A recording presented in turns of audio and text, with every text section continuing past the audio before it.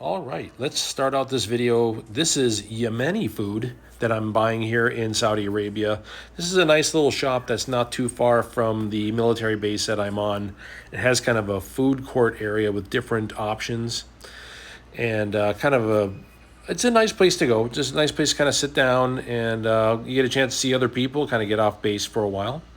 You have just a delicious sizzling chicken stew here, and then you have some lentils as well. And it comes with the fresh baked bread for free. This gives you a chance to kind of look around and see what it looks like here. They've got a little play area for kids. It's kind of an air conditioned area out of the heat. Oh, I just love this. It's fantastic. This is not too spicy, just a fantastic chicken stew with vegetables. And then you have these cooked lentils that go really well with the bread.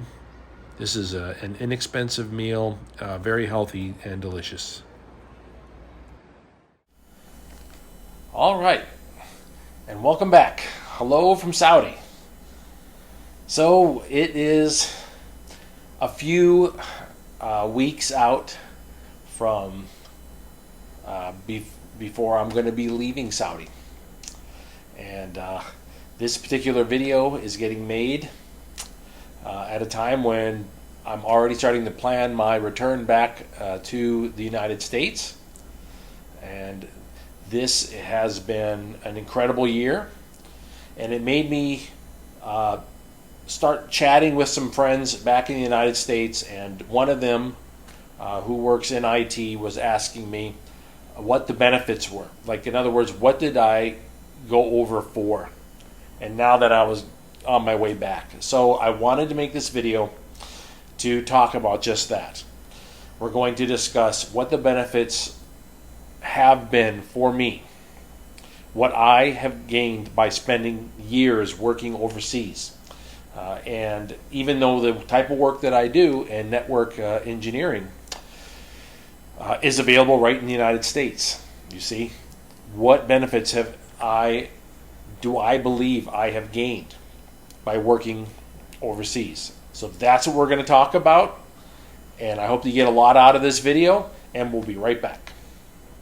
After years of military contracting overseas, and I'm getting ready to retire, I thought I would pass on the information that I learned over years of working abroad to inspire others to reach out, check out the world, see the jobs that are overseas, and learn something about yourself. All right, welcome back. We're talking about what benefits I believe I have gained and what I have seen as benefits working overseas now for many years in overseas contracting jobs. Even though the work that I do has been available in the United States.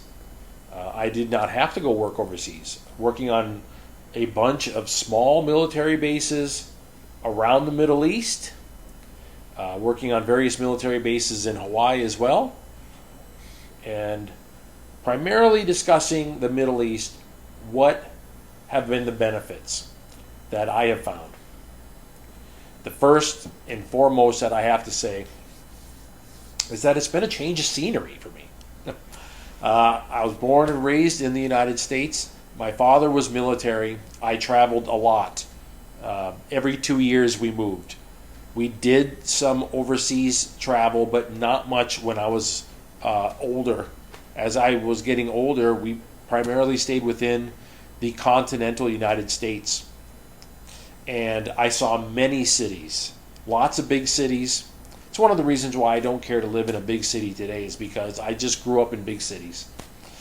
And I saw a lot of the United States, but I did not see a lot of the world.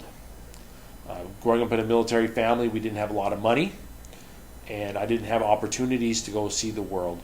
So after I got out of the Navy and had a chance to see some of the world, I think it was like a bug that got me, and I wanted to see more of the world. So a change of scenery, number one. There are so many great contracting jobs in the Middle East, places like Afghanistan, Kuwait, Iraq, Bahrain, Saudi Arabia, here where I'm at now, which is a giant country with lots of opportunities here.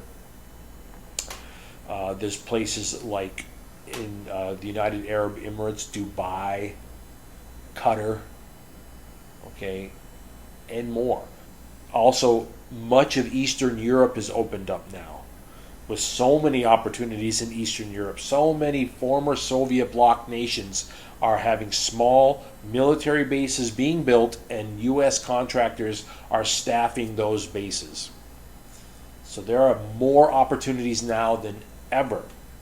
Also, there is a pullback of a lot of soldiers from various locations. As that happens, contractors often go in to maintain a lot of those bases and keep those bases functional while there is a drawdown in active duty military.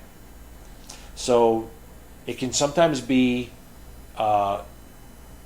just a balancing act where more contractors are needed overseas as you pull back the active duty staff. So I think there's more opportunities now than ever. Asia as well, South Korea, Okinawa, Japan. We're going to do another video that just focuses on Asian opportunities as well. So number one is a chance to see the world. That was number one for me. The second benefit that I gained was a chance to really hone my skills and learn new equipment and new software. You see, when you work on a large base or you work in a large enterprise operation in the United States, you often have many teams, and even within teams you have smaller teams that focus on various software platforms and various hardwares.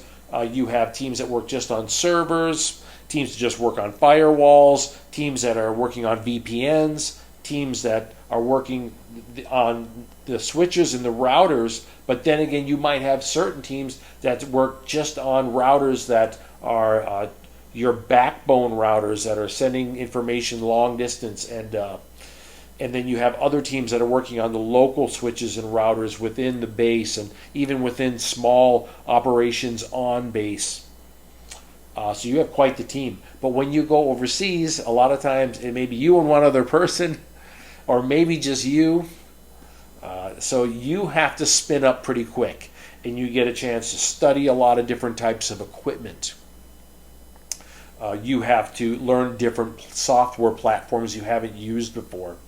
So going overseas, I got a chance to learn a lot more about the Cisco voice system in getting different versions, different models of Cisco's IP phones, operational on the network, fixing issues that they were having. And before I had gone to the Middle East, that was always a separate career direction, was in Cisco voice. And so I had to spin up pretty quick on learning the Cisco software, the unified communication software, and then also working with the dedicated Cisco voice servers that are managing all these phones.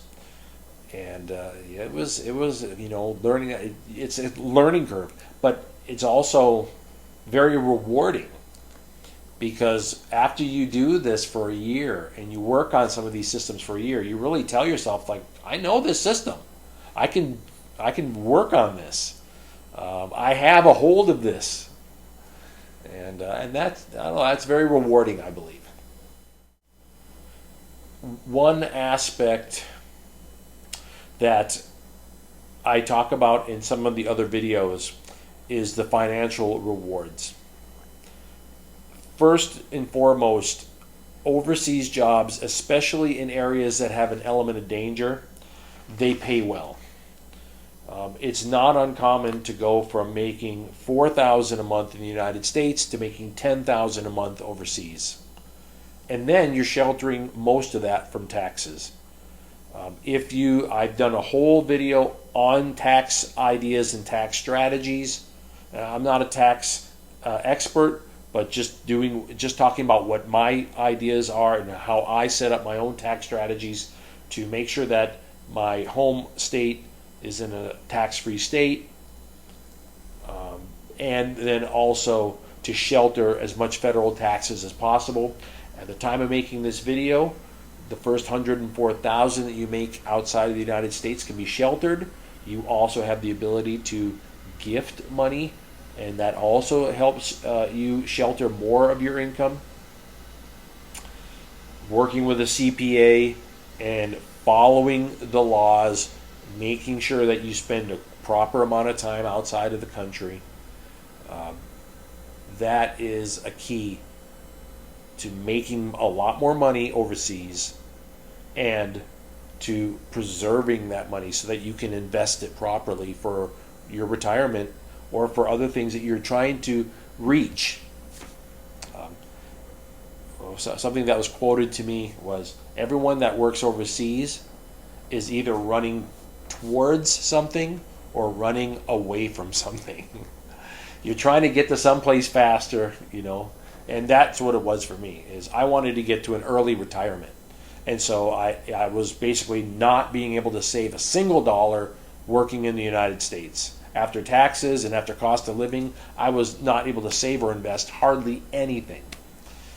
But traveling overseas, I was making up for years of not being able to save and invest, and building a retirement nest egg. So that was a big one for me.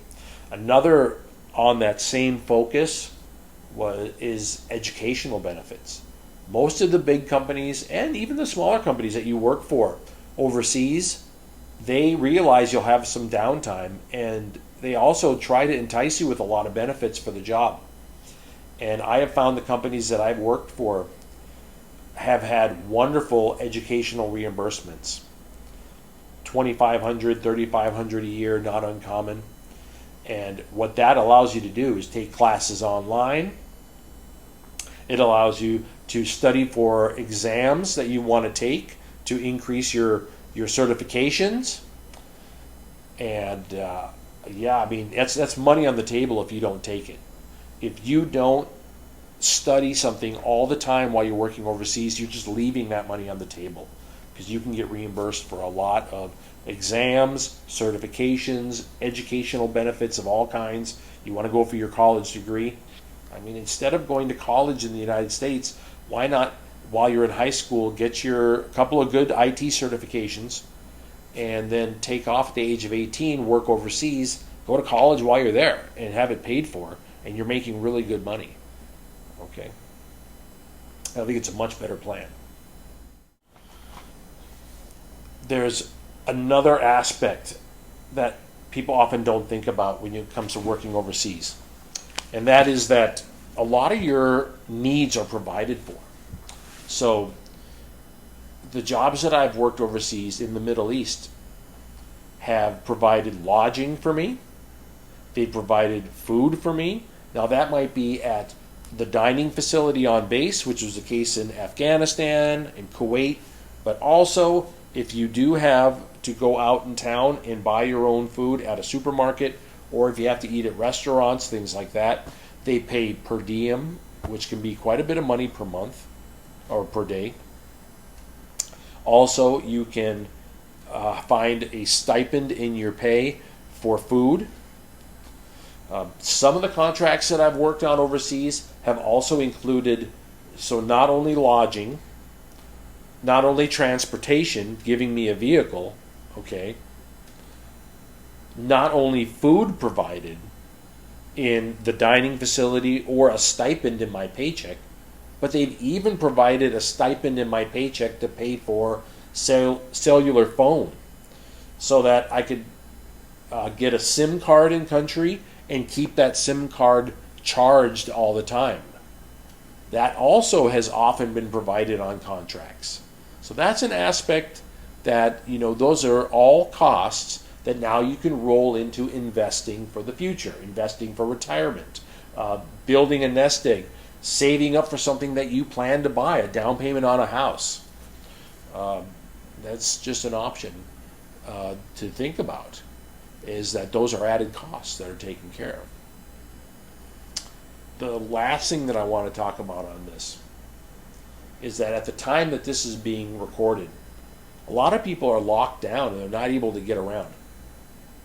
And for that reason, you will often see, when it comes to travel and lockdowns in foreign countries, you will see a note, a subnote that says contractors or those who are working in country are authorized.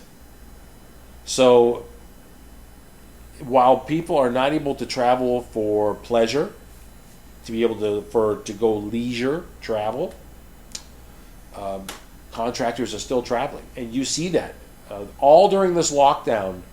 I've been traveling throughout the world, and also taking care of different things that needed to be taken care of, paperwork and documents in country. And a lot of times when you're at these airports, they are completely empty, but you see other contractors. You see people that you know are government contractors. And so that's something to think about too, is quite often those who are working in foreign countries for a company, for the U.S. government or for a company, okay, as a contractor, subcontractor in some way, you just continue on. Your visa is still stamped and you go through. Your passport is good. You often have to bring extra documentation. You often have to show things on your cell phone. Your company has to get certain documents taken care of in that country, but it's happening, and the travel is still happening. Something to think about. It is a way to be able to do some traveling at this time. Okay?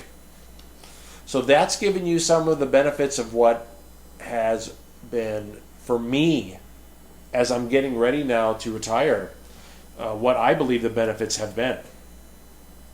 And it's put me in a position where a decade before I would normally retire, I'm retiring early. And I think it's something that if I had started in my 20s, without a doubt, I could have retired in 10 years. I don't even doubt that. I could have retired in 10 years. With proper investing, yes. So we live and we learn. Okay, we live and we learn. But I hope that this is helpful for you and kind of opens your eyes to what the benefits I have found in this career path. And let me know in the comment section if there are other aspects that you as a contractor have had, and help others with some comments. And other than that, I wish you all the best and have a nice day.